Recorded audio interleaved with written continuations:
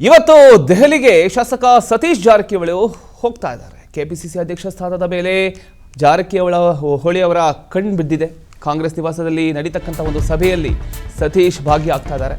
KPCC ಅಧ್ಯಕ್ಷ ಸ್ಥಾನದ ವಿಚಾರವಾಗಿ ಮಾತುಕತೆ ನಡೀತಕ್ಕಂಥ ಸಾಧ್ಯತೆ ಕೂಡ ಇದೆ. ಮಂತ್ರಿ ಸ್ಥಾನ ಹಾಗೂ ಕೆಪಿಸಿಸಿ ಅಧ್ಯಕ್ಷ ಸ್ಥಾನದ ಬಗ್ಗೆ ಇವತ್ತು ಚರ್ಚೆ ನಡೆಯುತ್ತೆ.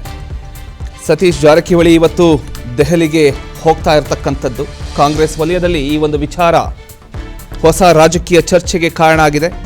ರಾಜ್ಯದಲ್ಲಿ ನಾಯಕತ್ವ ಬದಲಾವಣೆ ಹಾಗೂ ಸಂಪುಟ ರಚನೆ ಪ್ರಕ್ರಿಯೆ ನಡೀತಿರತಕ್ಕಂಥ ಈ ಹೊತ್ತಲ್ಲೇ ಕೆಪಿಸಿಸಿ ಅಧ್ಯಕ್ಷ ಸ್ಥಾನದ ರೇಸ್ ಕೂಡ ತೀವ್ರಗೊಂಡಿದೆ ಅಂತ ಹೇಳಬಹುದು. ಇನ್ನು ಸತೀಶ್ ಜಾರಕಿಹೊಳಿ ಕೆಪಿಸಿಸಿ ಅಧ್ಯಕ್ಷ ಸ್ಥಾನದ ಮೇಲೆ ಕಣ್ಣಿಟ್ಟಿದ್ದಾರೆ. ದೆಹಲಿಯಲ್ಲಿ ಏನೋ ನಡೆಯುತ್ತೆ ಮಹತ್ವದ ಸಭೆ, ಈ ಒಂದು ವಿಚಾರ ಪ್ರಸ್ತಾಪ ಆಗ್ತಕ್ಕಂಥ ಸಾಧ್ಯತೆ ಕೂಡ ಇದೆ. ಕೆಪಿಸಿಸಿ ಅಧ್ಯಕ್ಷ ಸ್ಥಾನದ ವಿಚಾರ ಮಲ್ಲಿಕಾರ್ಜುನ ಖರ್ಗೆ ನಿವಾಸದಲ್ಲಿ ಏನೋ ಸಭೆ ನಡೆಯುತ್ತೆ. ಆ ಒಂದು ಸಭೆಯಲ್ಲಿ ಜಾರಕಿಹೊಳಿ ಭಾಗಿಯಾಗ್ತಾ ಇದ್ದಾರೆ. ಇದೇ ಸಭೆಯಲ್ಲಿ ಸಂಘಟನೆ ಹಾಗೂ ಸರ್ಕಾರದ ಸಮತೋಲನದ ಬಗ್ಗೆ ಕೂಡ ಚರ್ಚೆ ನಡೀತಕ್ಕಂಥ ಸಾಧ್ಯತೆ ಇದೆ. ಇನ್ನು ಕಾಂಗ್ರೆಸ್ ಹೈಕಮಾಂಡ್ ಮುಂದೆ ಈಗ ಎರಡು ದೊಡ್ಡ ಪ್ರಶ್ನೆಗಳು ಇದ್ದಾವೆ. ಜಾರಕಿಹೊಳಿಗೆ ಸಚಿವ ಸ್ಥಾನ ಕೊಡಬೇಕಾ ಅಥವಾ ಕೆಪಿಸಿಸಿ ಅಧ್ಯಕ್ಷ ಸ್ಥಾನ ನೀಡಿ ಸಂಘಟನೆಯ ಜವಾಬ್ದಾರಿಯನ್ನು ನೀಡಬೇಕಾ? ಈ ಎರಡು ಪ್ರಶ್ನೆಗಳು ಈಗ ಕಾಂಗ್ರೆಸ್ ಹೈಕಮಾಂಡ್ ಮುಂದೆ ಇದೆ. ಉತ್ತರ ಕರ್ನಾಟಕದ ಪ್ರಭಾವಿ ನಾಯಕನಾಗಿರತಕ್ಕಂಥ ಜಾರಕಿಹೊಳಿ ಅವರಿಗೆ ಯಾವ ಹುದ್ದೆ ಸಿಗಬಹುದು ಅನ್ನೋದರ ಮೇಲೆ ಕಾಂಗ್ರೆಸ್ನ ಮುಂದಿನ ಸಂಘಟನಾ ಚಿತ್ರಣ ನಿರ್ಧಾರ ಆಗಬಹುದು. ಇದೇ ವೇಳೆ ಕೆಪಿಸಿಸಿ ಅಧ್ಯಕ್ಷ ಸ್ಥಾನಕ್ಕಾಗಿ ಇತರ ನಾಯಕರ ಹೆಸರುಗಳು ಕೂಡ ಕೇಳಿ ಬರ್ತಾ ಇರೋದ್ರಿಂದ ಅಂತಿಮ ನಿರ್ಧಾರ ಹೈಕಮಾಂಡ್ ಅಂಗಳದಲ್ಲೇ ನಡೀತಕ್ಕಂಥ ಸಾಧ್ಯತೆ ಇದೆ.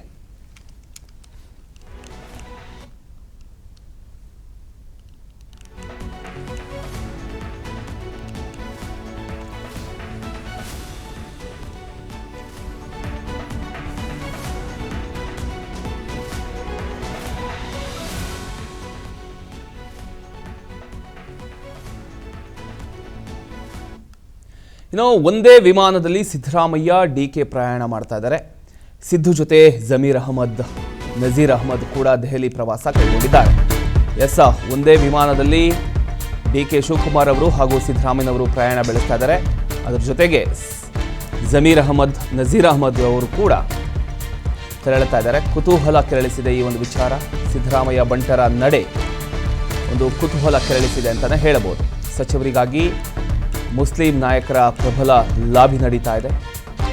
ಮಹಾದೇವಪ್ಪ, ಕೆಜೆ ಜಾರ್ಜ್ ಕೂಡ ದೆಹಲಿಗೆ ಪ್ರಯಾಣ ಬೆಳೆಸ್ತಾ ಇದ್ದಾರೆ. ಇವತ್ತು ಹೈ ನಾಯಕರ ಜೊತೆ ಸಿದ್ದರಾಮಯ್ಯ ಡಿಕೆಶಿ ಸಭೆಯನ್ನು ನಡೆಸ್ತಾ ಇದ್ದಾರೆ. ದೆಹಲಿಯಲ್ಲಿ ಸಚಿವ ಸಂಪುಟಕ್ಕೆ ತೀವ್ರ ಕಸರತ್ತು ನಡೀತಾ ಇದೆ. ಇವತ್ತು ಮಧ್ಯಾಹ್ನ 2 ಗಂಟೆಗೆ ಖರ್ಗೆ ನಿವಾಸದಲ್ಲಿ ಮೀಟಿಂಗ್ ನಡೆಯುತ್ತೆ. ದೆಹಲಿಯ ರಾಜಾಜಿ ಮಾರ್ಗದಲ್ಲಿರತಕ್ಕಂಥ ಮಲ್ಲಿಕಾರ್ಜುನ ಖರ್ಗೆ ನಿವಾಸ, ಆ ಒಂದು ನಿವಾಸದಲ್ಲಿ ಇವತ್ತು ಮಹತ್ವದ ಸಭೆ ನಡೆಯುತ್ತೆ. Siddaramaiah, D K Shivakumar, Mallikarjuna Kharge, Randeep Singh Surjewala, K C. ವೇಣುಗೋಪಾಲ್ ಎಲ್ಲರೂ ಕೂಡ ಈ ಒಂದು ಸಭೆಯಲ್ಲಿ ಇರ್ತಾರೆ. ನೀವು ದೃಶ್ಯದಲ್ಲಿ ಗಮನಿಸ್ತಾ ಇದ್ದೀರಿ, ವಿಶೇಷ ವಿಮಾನದಲ್ಲಿ ಈಗ ಸಿದ್ದರಾಮಯ್ಯನವರು, ಡಿ.ಕೆ. ಶಿವಕುಮಾರ್ ಅವರು ಎಲ್ಲರೂ ಕೂಡ ತೆರಳುತ್ತಿರತಕ್ಕಂಥದ್ದನ್ನು ನೀವು ಗಮನಿಸ್ತಾ ಇದ್ದೀರಿ. ಸಚಿವ ಸಂಪುಟ, ಕೆಪಿಸಿಸಿ ಅಧ್ಯಕ್ಷ ಸ್ಥಾನದ ಬಗ್ಗೆ ಚರ್ಚೆ ಕೂಡ ನಡೆಯುತ್ತೆ ಇವತ್ತು. ಮಹಾದೇವಪ್ಪ ಅವರು ಕೂಡ ಇದ್ದಾರೆ, ನೀವು ಗಮನಿಸ್ಬೋದು. 4 ಸೀಟ್ ಇದೆ. 4 ಸೀಟಲ್ಲಿ ಒಂದು ಕಡೆ ಸಿದ್ದರಾಮಯ್ಯನವರು, ಇನ್ನೊಂದು ಕಡೆ ಡಿ.ಕೆ. ಶಿವಕುಮಾರ್ ಅವರು, ಕೆಜೆ ಜಾರ್ಜ್ನವರು, ಎಸ್.ಸಿ. ಮಹಾದೇವಪ್ಪ ಅವರು ಎಲ್ಲರೂ ಕೂಡ ತೆರಳುತ್ತಾ ಇದ್ದಾರೆ. ಸಭೆಯ ಬಳಿಕ ಮೊದಲ ಸುತ್ತಿನ ಸಚಿವ ಸ್ಥಾನ ಯಾರು ಅನ್ನುವಂಥ ವಿಚಾರ ಅಂತಿಮ ಆಗತ್ತೆ. ಸತೀಶ್ ಜಾರಕಿಹೊಳಿ ಅವರು ಒಂದು ಕಡೆ ಕೆಪಿಸಿಸಿ ಅಧ್ಯಕ್ಷ ಸ್ಥಾನಕ್ಕೆ ದೊಡ್ಡ ಲಾಭಿಯನ್ನು ನಡೆಸ್ತಾ ಇದ್ದಾರೆ. ಅವರ ಕಣ್ಣು ಕೆಪಿಸಿಸಿ ಅಧ್ಯಕ್ಷ ಸ್ಥಾನದ ಮೇಲೆ ಬಿದ್ದಿದೆ.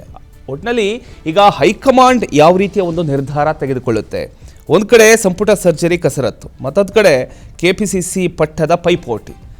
ದೆಹಲಿಗೆ ಈಗ ಸತೀಶ್ ಜಾರಕಿಹೊಳಿ ಅವರು ಒಂದು ಕಡೆ ಹಾರ್ತಾ ಇದ್ದಾರೆ. ಜೊತೆಗೆ ಸಿದ್ದರಾಮಯ್ಯ, ಡಿ.ಕೆ. ಶಿವಕುಮಾರ್, ಕೆ.ಜೆ. ಜಾರ್ಜ್ ಅವರು, ಮಹದೇವಪ್ಪ ಅವರು, ನಜೀರ್ ಅಹಮದ್ ಅವರು, ಸೊ ಎಲ್ಲರೂ ಕೂಡ ಈಗ ಒಂದು ಕಡೆ ದೆಹಲಿಗೆ ಹಾರ್ತಾ ಇದ್ದಾರೆ. ಇವತ್ತು ಮಧ್ಯಾಹ್ನ 2 ಗಂಟೆಗೆ ಮಲ್ಲಿಕಾರ್ಜುನ ಖರ್ಗೆ ಅವರ ನಿವಾಸದಲ್ಲಿ ಒಂದು ಮಹತ್ವದ ಸಭೆ ನಡೆಯುತ್ತೆ. ಆ ಒಂದು ಸಭೆಯಲ್ಲಿ ಸಚಿವ ಸ್ಥಾನದ ಬಗ್ಗೆ ಹಾಗೆ ಕೆಪಿಸಿಸಿ ಅಧ್ಯಕ್ಷ ಸ್ಥಾನದ ಬಗ್ಗೆ ಒಂದು ಅಂತಿಮ ಮಾತುಕತೆ ನಡೆಯುತ್ತೆ. ಇದ್ರ ಬಗ್ಗೆ ಇನ್ನಷ್ಟು ಡೀಟೇಲ್ಸ್ ನೀಡೋದಕ್ಕೆ ಪ್ರತಿನಿಧಿ ಧ್ರುವ ನಮ್ಮ ಜೊತೆಗೆ ಜಾಯ್ನ್ ಆಗಿದ್ದಾರೆ. ಧ್ರುವ, ಈಗ ಒಂದು ಕಡೆ ಸತೀಶ್ ಜಾರಕಿಹೊಳಿ ಅವರು ಕೆಪಿಸಿಸಿ ಅಧ್ಯಕ್ಷ ಸ್ಥಾನದ ಮೇಲೆ ಕಣ್ಣಿಟ್ಟಿದ್ದಾರೆ. ಈಗ ಹೈಕಮಾಂಡ್ ಯಾವ ರೀತಿಯ ಒಂದು ನಿರ್ಧಾರ ತೆಗೆದುಕೊಳ್ಬೋದು? ಕೆಪಿಸಿಸಿ ಅಧ್ಯಕ್ಷ ಸ್ಥಾನ ಜಾರಕಿಹೊಳಿ ಅವರಿಗೆ ಕೊಡುತ್ತಾ, ಅಥವಾ ಸಚಿವ ಸ್ಥಾನ ಕೊಟ್ಟು ಇದನ್ನ ಈ ಒಂದು ಜವಾಬ್ದಾರಿಯನ್ನು ನಿಭಾಯಿಸಿ ಸಾಕು ಅಂತ ಹೇಳುತ್ತಾ? ಒಟ್ಟಿನಲ್ಲಿ ಏನು ನಡಿಬಹುದು ಅಂತ. ಒಂದು ಕಡೆ ಈಗ ಮಧ್ಯಾಹ್ನ 2 ಗಂಟೆಗೆ ಈಗ ಖರ್ಗೆ ಅವರ ನಿವಾಸದಲ್ಲಿ ಒಂದು ಮಹತ್ವದ ಒಂದು ಸಭೆ ನಡೀತಾ ಇದೆ. ಆ ಒಂದು ಸಭೆಯಲ್ಲಿ ಎಲ್ಲರೂ ಕೂಡ ಸೇರ್ಕೊಳ್ತಾ ಇದ್ದಾರೆ. ಆ ಒಂದು ಸಭೆಯಲ್ಲಿ ಸಚಿವ ಸತೀಶ್ ಜಾರಕಿಹೊಳಿ ಅವರು ಕೂಡ ಇರ್ತಾರಾ, ಹೇಗೆ ಅಂತ? ಪ್ರಮೋದ್, ಮುಖ್ಯವಾಗಿ ಇವತ್ತು ಸರಿಯಾಗಿ 2 ಗಂಟೆ ಸುಮಾರಿಗೆ ಈ ಒಂದು ಸಭೆ ಆಗುತ್ತೆ. ಈಗಾಗಲೇ HL ನಿಂದ Siddaramaiah, DK Shivakumar, KJ George, SC Mahadevappa 4 ಜನ ಕೂಡ ಒಂದೇ ಇದರಲ್ಲಿ ಕೂತ್ಕೊಂಡು ಹೋಗ್ತಾ ಇದ್ದಾರೆ. ಇಲ್ಲಿ ಇವತ್ತು ನಡೆಯುವಂಥ ಸಭೆಯಲ್ಲಿ ಮುಖ್ಯವಾಗಿ ಚರ್ಚೆ ಆಗುವಂಥ ವಿಚಾರ ಯಾರು DK ಶಿವಕುಮಾರ್ ಜೊತೆ ಸಚಿವ ಸ್ಥಾನವನ್ನು ಯಾರೆಲ್ಲ ಪ್ರಮಾಣ ವಚನವನ್ನು ಸ್ವೀಕರಿಸಬೇಕು ಅನ್ನುವಂಥದ್ದನ್ನು ಮೊದಲ ಹಂತದಲ್ಲಿ ತೀರ್ಮಾನವನ್ನು ಮಾಡ್ತಾರೆ. ಸುಮಾರು 9 ಜನ ಸಚಿವರು ಸಂಪುಟವನ್ನು ಸೇರ್ತಾರೆ ಮೊದಲ ಹಂತದಲ್ಲಿ. ಆ ಮೊದಲ ಹಂತದಲ್ಲಿ ಯಾರಿರಬೇಕು ಅನ್ನುವಂಥ ಒಂದು ಪಟ್ಟಿಯನ್ನು ಈಗಾಗಲೇ ಸಿದ್ದರಾಮಯ್ಯನವರು ಕೂಡ ರೆಡಿ ಮಾಡಿಕೊಂಡಿದ್ದಾರೆ, DK ಶಿವಕುಮಾರ್ ಅವರು ಕೂಡ ರೆಡಿ ಮಾಡಿಕೊಂಡಿದ್ದಾರೆ. ಅವ್ರ ಜೊತೆ KJ ಜಾರ್ಜ್ ಕೂಡ ಇದ್ದಾರೆ, SC ಮಹದೇವಪ್ಪ ಕೂಡ ಇದ್ದಾರೆ. SC ಮಹದೇವಪ್ಪ ಅವರಿಗೆ ಈಗ ಮೊದಲ ಹಂತದಲ್ಲಿ ಅವರು ಪ್ರಮಾಣ ವಚನವನ್ನು ಸ್ವೀಕರಿಸ್ತಾರೆ ಅನ್ನೋದು ಕನ್ಫರ್ಮ್ ಅಂತಾನೆ ಹೇಳ್ಬೋದು. ಅದ್ರ ಜೊತೆ 9 ಜನ ಯಾರೆಲ್ಲ ಅನ್ನುವಂತಹ ಲೆಕ್ಕಾಚಾರವನ್ನು ಹೈಕಮಾಂಡ್ ನಾಯಕರು ಮಾಡ್ತಾ ಇದ್ದಾರೆ. ಇನ್ನೊಂದು ಕಡೆ ಸತೀಶ್ ಜಾರಕಿಹೊಳಿ ಕೆಪಿಸಿಸಿ ಪಟ್ಟಕ್ಕಾಗಿ ಕಳೆದ 6 ತಿಂಗಳಿಂದ ಕೂಡ ಸಾಕಷ್ಟು ಪ್ರಯತ್ನವನ್ನ ಪಡ್ತಾ ಇದ್ರು. ಅವರು ಈಗಾಗಲೇ ದೆಹಲಿಯಲ್ಲಿ ಇದ್ದು ಲಾಬಿಯನ್ನ ಕೂಡ ನಡೆಸ್ತಾ ಇದ್ದಾರೆ. ಆದರೆ ಸತೀಶ್ ಜಾರಕಿಹೊಳಿ ಹೇಳ್ತಾ ಇರುವಂಥದ್ದು, ನನಗೆ ಸಚಿವ ಸ್ಥಾನವನ್ನ ನೀಡಬೇಕು, ಅದರ ಜೊತೆ ಕೆಪಿಸಿಸಿ ಅಧ್ಯಕ್ಷರ ಪಟ್ಟವನ್ನ ಕೂಡ ನೀಡಬೇಕು ಅನ್ನುವಂಥದ್ದು. ಆದರೆ ಹೈಕಮಾಂಡ್ ನಾಯಕರು ಖಡಾಖಂಡಿತವಾಗಿ ಒಬ್ಬರಿಗೆ ಒಂದು ಪೋಸ್ಟ್ ಅಂತ ಹೇಳಿದ್ದಾರೆ. ಸೊ ಹಾಗಾಗಿ ಸತೀಶ್ ಜಾರಕಿಹೊಳಿ ಅವರು ಈಗ ನಮಗೆ ಸಚಿವ ಸಂಪುಟದಲ್ಲಿ ಸ್ಥಾನ ಬೇಕು ಅಂತ ಕೂತ್ಕೊಂಡಿದ್ದಾರೆ. ಹೀಗಾಗಿ ನಾನು ಕೆಪಿಸಿಸಿ ಪಟ್ಟ ನನಗೆ ಬೇಡ ಅಂತ ಅವರು ನಿರಾಕರಣೆ ಮಾಡ್ತಾ ಇದ್ದಾರೆ ಅನ್ನುವಂಥ ಮಾಹಿತಿ ಕೂಡ ಲಭ್ಯವಾಗ್ತಾ ಇದೆ. ಆದರೆ ಇಲ್ಲಿ ಪ್ರಶ್ನೆ ಆಗಿರುವಂಥದ್ದು, ಮೊದಲ ಹಂತದಲ್ಲಿ ಯಾವ ರೀತಿ ಹೈಕಮಾಂಡ್ ನಾಯಕರು ಇದನ್ನ ಪರಿಗಣನೆಗೆ ತೆಗೆದುಕೊಳ್ತಾರೆ ಅನ್ನುವಂಥದ್ದು. 9 ಜನ ಯಾರೆಲ್ಲ ಸಚಿವ ಸಂಪುಟದಲ್ಲಿ ಪ್ರಮಾಣ ವಚನವನ್ನ ಸ್ವೀಕರಿಸ್ತಾರೆ ಅನ್ನುವಂಥದ್ದನ್ನ ಇಲ್ಲಿ ನೋಡ್ತಾ ಹೋಗ್ಬೇಕಾಗಿರುವಂಥದ್ದು.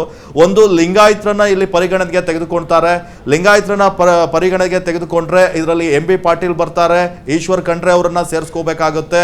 ಆನಂತರ ಲಕ್ಷ್ಮೀ ಹೆಬ್ಬಾಳ್ಕರ್ ಕೂಡ ಪ್ರಬಲ ಖಾತೆಗೆ ಈಗಾಗಲೇ ಡಿಮ್ಯಾಂಡ್ ಅನ್ನ ಇಟ್ಟಿದ್ದಾರೆ. ಇನ್ನು ಬೆಳಗಾವಿಯಿಂದ ಲಕ್ಷ್ಮೀ ಹೆಬ್ಬಾಳ್ಕರ್ ಇದ್ರೆ ಸತೀಶ್ ಜಾರಕಿಹೊಳಿ ಕೂಡ ನನಗೆ ಸಚಿವ ಸ್ಥಾನ ಬೇಕು ಅಂತ ಹೇಳಿದ್ದಾರೆ.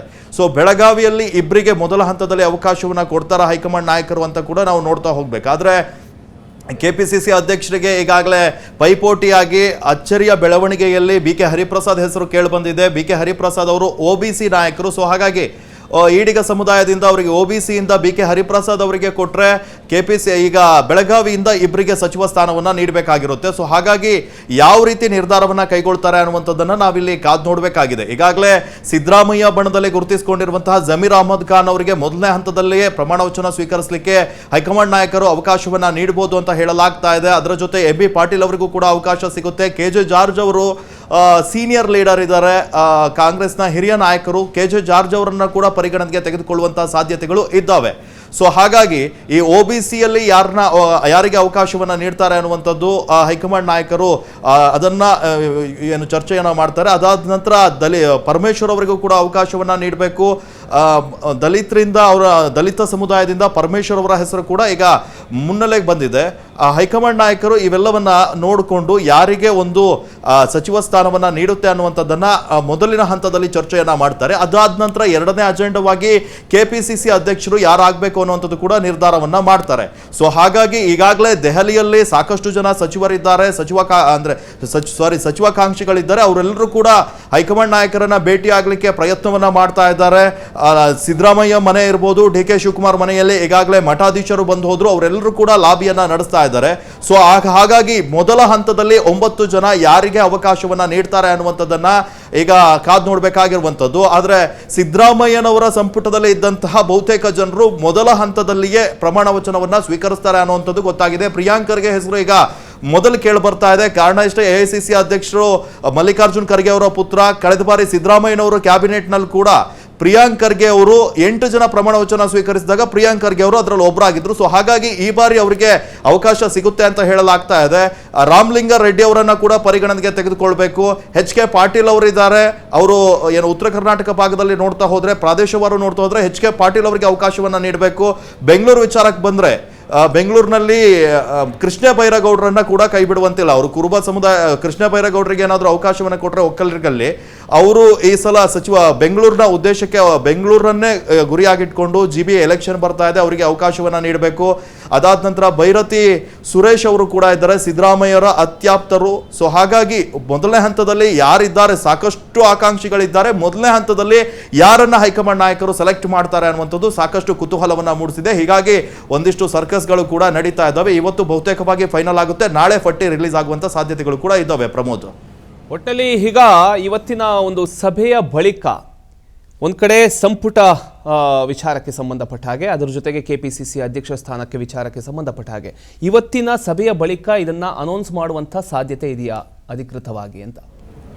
ಈಗ ಎಲ್ಲರ ನಿರೀಕ್ಷೆ ಕೂಡ ಅದೇ ಆಗಿದೆ. 3ನೇ ತಾರೀಕು ಪ್ರಮಾಣ ವಚನವನ್ನ ಸ್ವೀಕಾರ ಮಾಡಬೇಕು. ಸೊ ಹಾಗಾಗಿ ಸಚಿವಾಕಾಂಕ್ಷಿಗಳಿಗೆ ಈಗಲೇ ಮಾಹಿತಿಯನ್ನು ನೀಡಿದ್ರೆ ತಯಾರಿಯನ್ನ ಕೂಡ ನಡೆಸ್ತಾರೆ. ಆದರೆ ಹೈಕಮಾಂಡ್ ನಾಯಕರು ಎಚ್ಚರಿಕೆ ನಡೆಯನ್ನ ಇಲ್ಲಿ ಕಾಯ್ದುಕೊಳ್ಬಹುದು. ಯಾಕಂದ್ರೆ ಒಂದು ದಿನ ಗ್ಯಾಪ್ ಕೊಟ್ರೆ ಇಲ್ಲಿ ಲಾಬಿಗಳು ಜೋರಾಗ್ತವೆ, ಅಸಮಾಧಾನಗಳು ಭುಗಿಲೇಳ್ತವೆ. ಸೊ ಹಾಗಾಗಿ DK ಶಿವಕುಮಾರ್ ಅವರು ಪ್ರಮಾಣ ವಚನವನ್ನ ಸ್ವೀಕರಿಸುವ ಹಿಂದಿನ ದಿವಸ ಈ ಮಾಹಿತಿಯನ್ನ ನೀಡಬಹುದು.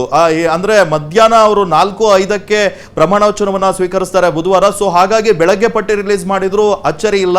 ಆದ್ರೆ ಯಾರೆಲ್ಲ ಸಚಿವಾಕಾಂಕ್ಷಿಗಳಿದ್ದಾರೋ ನಮಗೆ ಸಿಗುತ್ತೆ ಅಂತ ಒಂದು ಎಕ್ಸ್ಪೆಕ್ಟೇಷನ್ ಇರ್ತಾರೋ ಅವರೆಲ್ಲ ತಯಾರಿಯನ್ನ ನಡೆಸ್ಕೊಂಡಿರ್ತಾರೆ. ಸೊ ಈಗ 9 ಜನರಿಗೆ ಇವತ್ತೇ ಡಿಸೈಡ್ ಆಗುತ್ತೆ. ಆದ್ರೆ ಅದು ಸಿದ್ದರಾಮಯ್ಯನವರಿಗೂ ಗೊತ್ತಿರುತ್ತೆ, ಆದ ನಂತರ ಯಾರು DK ಶಿವಕುಮಾರ್ ಅವರಿಗೂ ಕೂಡ ಹೇಳಿರ್ತಾರೆ. ಆದ್ರೆ ಸ್ಪಷ್ಟವಾಗಿ ಆ 9 ಜನ ಯಾರು ಅನ್ನುವಂಥದ್ದನ್ನ ಮಲ್ಲಿಕಾರ್ಜುನ್ ಖರ್ಗೆ ಒಬ್ಬರೇ ಡಿಸೈಡ್ ಮಾಡಲ್ಲ. ಕಾಂಗ್ರೆಸ್ನ ಹೈಕಮಾಂಡ್ ನಾಯಕರು ಎಲ್ಲರೂ ಕೂಡ ರಾಹುಲ್ ಗಾಂಧಿ ಅವರ ಒಪ್ಪಿಗೆ ಬೇಕು, ಸೋನಿಯಾ ಗಾಂಧಿ ಅವರ ಒಪ್ಪಿಗೆ ಬೇಕು, ಅಲ್ಲಿ ಸುರ್ಜೇವಾಲಾ ಇರ್ತಾರೆ, ಅದಾದ ನಂತರ KC ವೇಣುಗೋಪಾಲ್ ಇರ್ತಾರೆ. ಇವರೆಲ್ಲರೂ ಸೇರಿ ಡಿಸೈಡ್ ಅನ್ನ ಮಾಡ್ತಾರೆ. ಇದರಲ್ಲಿ OBC ನಾಯಕರಿಗೆ ಹೆಚ್ಚಿನ ಪ್ರಾಧಾನ್ಯತೆ ನೀಡಬೇಕಾ ಅಥವಾ ಸಿದ್ದರಾಮಯ್ಯ ಸಂಪುಟದಲ್ಲಿ ಗುರುತಿಸಿಕೊಂಡಿರೋರಿಗೆ ಹೆಚ್ಚಿನ ಅವಕಾಶವನ್ನ ನೀಡ್ತಾರೆ ಅಂತ ಕೂಡ ಇಲ್ಲಿ ಮೇಲ್ನೋಟಕ್ಕೆ ಕಂಡು ಬರ್ತಾ ಇದೆ. ಯಾಕಂದ್ರೆ ಸಿದ್ದರಾಮಯ್ಯನವರು ರಾಜೀನಾಮೆಯನ್ನ ಹೈಕಮಾಂಡ್ ನಾಯಕರ ಸೂಚನೆಯಂತೆ ಸರಾಗವಾಗಿ ನೀಡಿದ್ರು, ಯಾವುದೇ ಆಕ್ಷೇಪವನ್ನು ವ್ಯಕ್ತಪಡಿಸಿಲ್ಲ. ಸಿದ್ದರಾಮಯ್ಯ ಬಣದಲ್ಲಿ ಕೂಡ ಯಾರು ಏನು ಅಸಮಾಧಾನವನ್ನ ಹೈಕಮಾಂಡ್ ನಾಯಕರು ಎಕ್ಸ್ಪೆಕ್ಟ್ ಮಾಡೋ ರೀತಿ ಯಾವುದೇ ವಿರೋಧಗಳು ಕೂಡ ಇಲ್ಲಿ ಕೇಳಿ ಬಂದಿರಲಿಲ್ಲ. ಹೀಗಾಗಿ ಸಿದ್ದರಾಮಯ್ಯನವರು ಕೊಟ್ಟ ಮಾತನ್ನ ಉಳಿಸ್ಕೊಂಡಿದ್ದಾರೆ. ಅವರ ಬಣದಲ್ಲಿ ಗುರುತಿಸಿಕೊಂಡವರಿಗೆ ನೀವು ಸಚಿವ ಸ್ಥಾನವನ್ನ ನೀಡಲೇಬೇಕು ಅಂತ ಹೇಳಿ ಅವರ ಆಗ್ರಹ ಕೂಡ ಆಗಿದೆ.